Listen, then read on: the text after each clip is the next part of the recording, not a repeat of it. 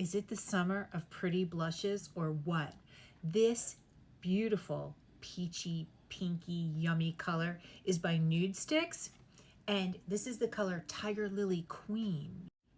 Sticking with our summer theme, let's use some Seashell Motel eyeshadow brushes. Eyeshadow, if you're not familiar with Rose Ink, this is a clean beauty brand. We're doing a really summery look. We're going to use this, the Laura Geller Face and Body Glow. Look how pretty that is. Take a big fluffy brush, rub it all around in there,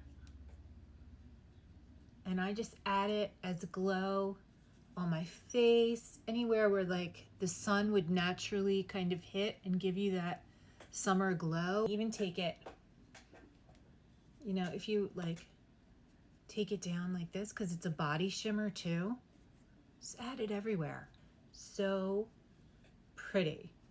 Let's add a super summery lip. This is the Kevin Aucoin lip liner in color Divine. Then Jason Wu.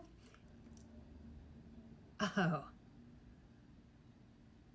I think we've really outdone ourselves today. She is summery, she is bronzed, she is golden, ready for the day. Thanks, FabFitFun.